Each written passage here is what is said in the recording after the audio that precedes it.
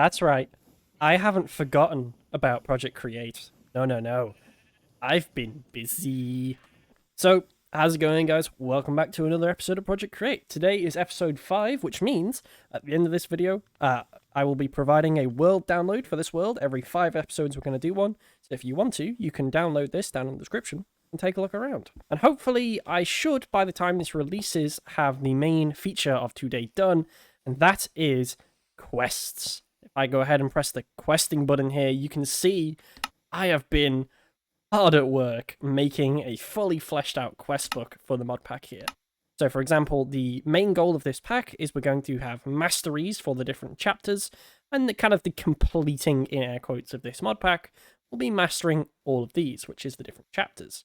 So for example, the andesite age here starts simply with andesite alloy and some casings, and you get rewards accordingly. I've already done a lot of the stuff on here because I've obviously set this up in a way that these would be the quests you do at the very start of your world, so I probably just got to go around and collect a few bits to do these. But yeah, it's taken a real long time to set this up. That is a rough overview of the questing system. Now, it will be worked on. I will probably be working on it more and more as this video goes on. If I do any major changes to it during the process of this video, I'll show it off as and when. But for today, you can see things have changed down by the beach here in that we have a bridge. A very, very, very long and large bridge. This has been my life for the last age. I've been placing down schematics for this train bridge, and you can see on the map, this goes all the way over to the Mushroom Island, which I talked about a while ago, as I want this to be the main hub of the world. So yeah, we kind of need a train to make our way over here, and you can see there is like a little T-junction area here, in case we ever decide to build a farm over at this monument. And then of course, where it hits the corner here, this goes diagonal into this peninsula of the island. So just because I want to show you how truly huge this bridge is, and just the insane amount of resources that have gone into it, which is honestly in the thousands, I have prepared a very, very basic little setup of things so we can do some train stuff. And hey, look at that! Quest complete! Super glue. I'll go ahead and take that, some XP and some slime. Very nice. So we've got everything we need for our trains. We've made the train station, we've made a train casing, some controls, I've got a seat and just 2 blocks here, and the super glue. Now, to start off with, you can see if we hold the station, we can place it on the track like this, bind it, set it down, and now we have a station on the track. Create new train, which brings up this assembly menu, and this is where we use the train casing to create a train bogie, like this. You can add multiple per, and I think you just have to glue them together, but for right now, I am just going to make the worst little thing you've ever seen in your life, and we're just going to have 2 controls either end with a seat in the middle, and oh, my glue from my test train was still here. But yeah, we're going to glue all that together, assemble the train, and now we should be able to drive this thing. And having controls on either way means that we can go back and forth nice and easy, because the reversing speed of trains isn't much faster than this, so having one on both ends is quite nice. Oh, the death chunk.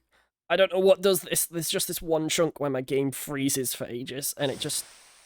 I really don't know what causes this. Okay, like we're home free. We're at the death chunk.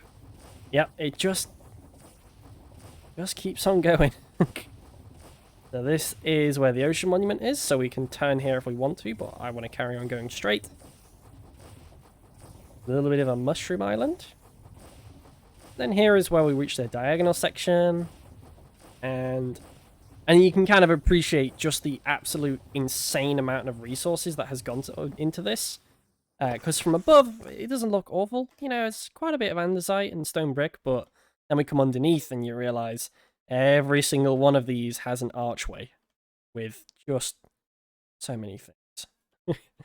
I farmed an insane amount of stone and spruce wood and andesite for this, but it's worth it because I absolutely adore things like this with large-scale bridges across the world, which is what I want to do. I want to achieve a train network across the entire world, and not really use any elytras. Like, that is one of my main goals for this, is that I don't want to use an elytra for my main method of transportation around the world. Of course, you're now wondering, so Skeej, you've made this enormous bridge. What does it do? What? Why? That is because, again, like I said, I want to move my main base to this mushroom island because obviously mobs are not going to spawn here. It's just going to make building a base, I think, a bit of a nicer thing. And the main thing I want to do, I think, today is I want to start the process of a mega storage system. Now, I know in the workshop here we've got a small one using the drawers and all sorts. And the drawers are kind of a cheap solution in a way if you want them to be, because get a few upgrades in these things and, you know, this holds, 33,000 items, and then we can put void upgrades in that. They're pretty great, but I would still rather do a fully fleshed out automatic create-based storage room, because I think that just has a much nicer feel to it, and I think it will be really cool to see the items flowing around, going where they need to go, all filtered up and everything. So that's what we're going to do. But that is enough blabbing on about random things for me. We actually better make some progress if I want to get something done on this today. So we're going to jump on the train, head over to the Mushroom Island, and start putting together a basic idea for this storage room. Now, I do want the train to be able to drive into it. That is going to be one of my things, is I want to be able to pull in, get off the train, and then we're in the storage room. That is my only real caveat for that. So I think I'm going to boot up a stream, which, if by the time this video comes out, you should be able to watch back if you want to. And we'll get started. We'll start laying out a layout, maybe make a nicer train as well. Should be a lot of fun. And a couple of hours later after the stream, and we've got a lot done here. You can see over here on the Mushroom Island, we've extended out train bridge all the way to this corner. It now comes into a roundabout and into the beginnings of this factory here. You can also just see that I've actually gotten a proper train now, which is looking pretty good. I did fully steal most of this design from the CTS creative test server because I'm bad at building trains, so thank you to whoever built this. And we also started putting together the foundation layer for the main storage room hub. Now, I'm actually really happy with how this came together. I love this concrete block. This is from Immersive Engineering. I wasn't aware that it had so many different textures and pieces. And of course, this is going to wrap all the way around the building. It's going to stay the same level, however, it will reach down and meet the ground. But I have since realized, we started to put this together, and I realized just how big this space I want to build in is. It's going to come like all the way back to the ocean there. And it's going to be just a gargantuan build. And I don't have nearly the resources to do something like that. So I've kind of put together a bit of a list of things that we're going to need to farm in order to make this build a reality. Obviously, we're going to need some kind of a wood farm because we're going to need to use that wood to automate the creosote oil and the treated wood. Of course, just a basic cobblestone and stone machine, gravel and sand, clay and bricks would be nice to be automated, even though I can buy bricks from the villagers.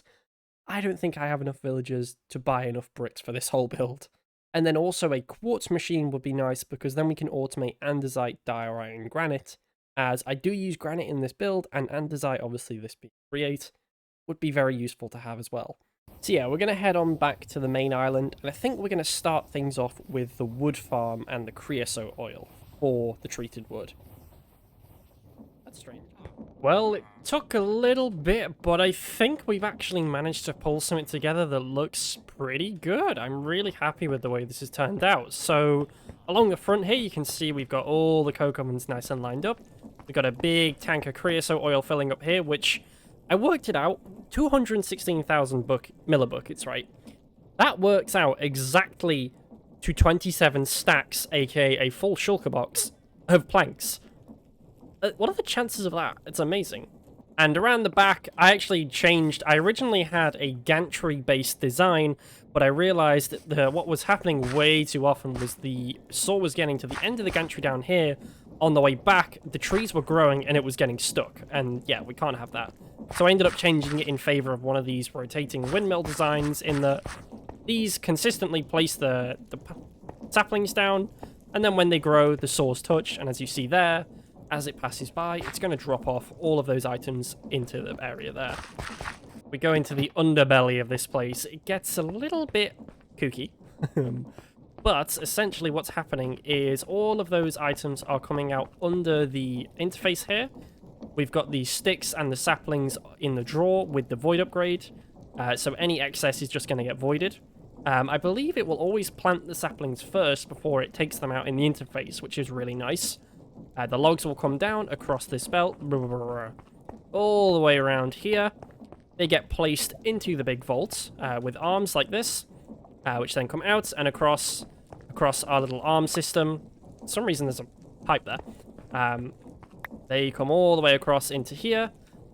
They get put into these depots, into the coke ovens, yada yada yada. When they're smelted, the charcoal comes out and along into that barrel on the end, which I don't know what I want to do with this charcoal yet, but we've got it. I'll probably stick it on a drawer with a void upgrade as well, just to keep a stock of it. But the creosote gets pumped out all the way along and up into the tank here. So all that's really left from here is we're going to make some saws, 2 of them to be precise, because we need to saw them once into strip logs, and then again into planks.